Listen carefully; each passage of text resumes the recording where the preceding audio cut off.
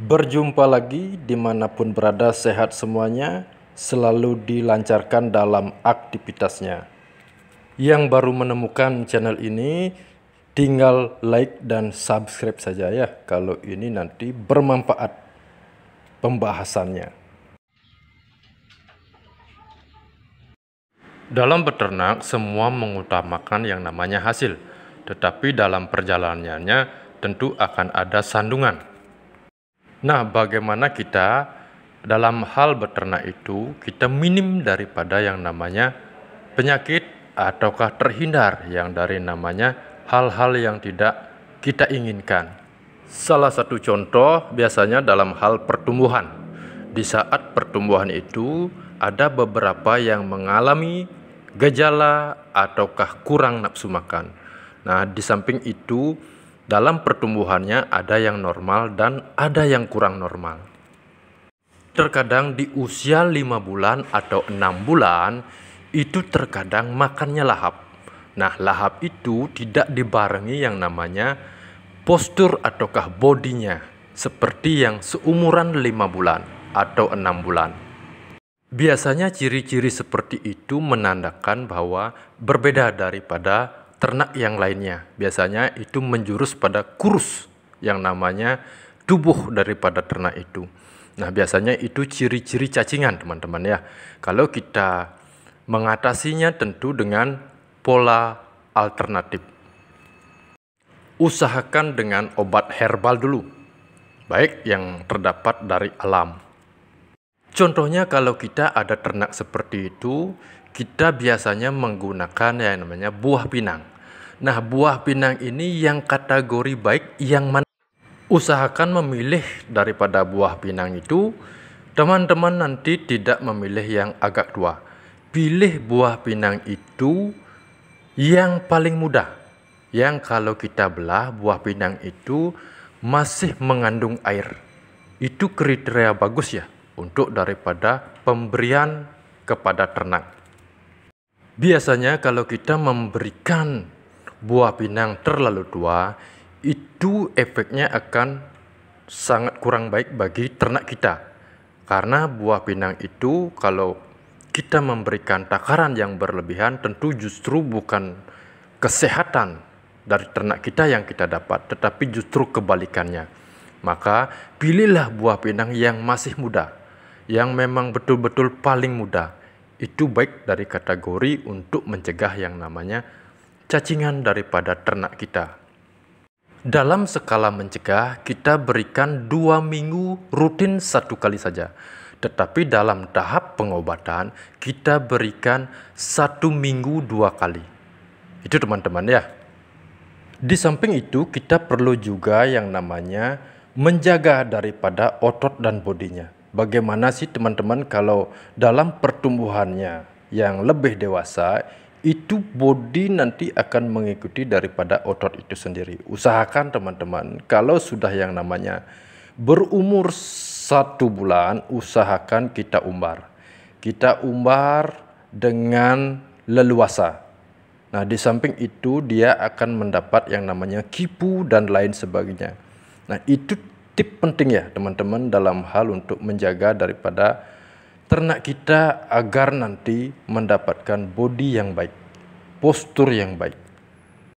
Banyak yang terjadi kalau kita salah dalam usia dini, kita pola perawatannya, itu tentu akan cenderung kita tidak mendapatkan hasil yang apa kita utarakan di depan. Nah, teman-teman nanti usahakan umbar, entah bersama indukannya ataukah kita pisah sama indukannya. Tujuan dari mengumbar itu untuk dalam hal membentuk yang namanya otot dan postur yang baik. Kita mendapatkan itu. Selanjutnya kita dalam hal beternak itu kita kalau memilih yang namanya ternakan, ciri-cirinya bagaimana? Nah, usahakan kalau memang dari paruh teman-teman ya. Kalau paruh yang bagus itu usahakan warna paruh atasnya itu sesuaikan daripada warna jarinya. Itu yang paling baik, kategori paling baik teman-teman ya. Kalau jarinya hitam, warna paruh yang di atas itu usahakan hitam. Walaupun warna bulu bebas, tidak masalah. 2 hari yang lalu kami kedatangan teman kami. Teman kami itu beternak. Dia memiliki ternak yang memang betul-betul dia kategorikan bagus dan baik. Nah, dia bercerita bahwa ternaknya itu memiliki atau tumbuh bulu di kakinya. Nah, orang lazim menyebut itu adalah kaki simbar. Bagi kami itu kriteria baik ya, kalau kita ternak, kalau kita pelihara. Tetapi ada yang kekurangannya yang melekat pada ternak itu sendiri. Nah, usahakan kalau kita ternak, jangan pernah dihadapkan sama yang namanya bulu biang. Nah, biasanya ciri-ciri seperti itu, dia takut dengan warna bulu biang. Kebanyakan mengalah serta kalah.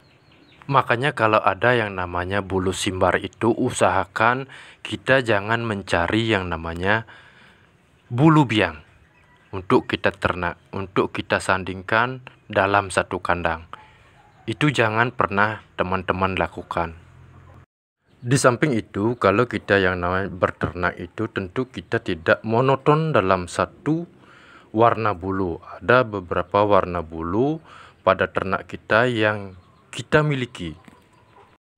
Contohnya bulu wiring, baik wiring kuning, wiring abang, dan wiring galih. Itu biasanya paling banyak dicari ya teman-teman ya, karena dari kualitas daripada yang lainnya tentu warna wiring ini memiliki kualitas yang bagus untuk kita ternak. Nanti usahakan teman-teman kalau yang beternak di warna bulu wiring, baik wiring kuning, itu teman-teman usahakan lihat di 2 tempat.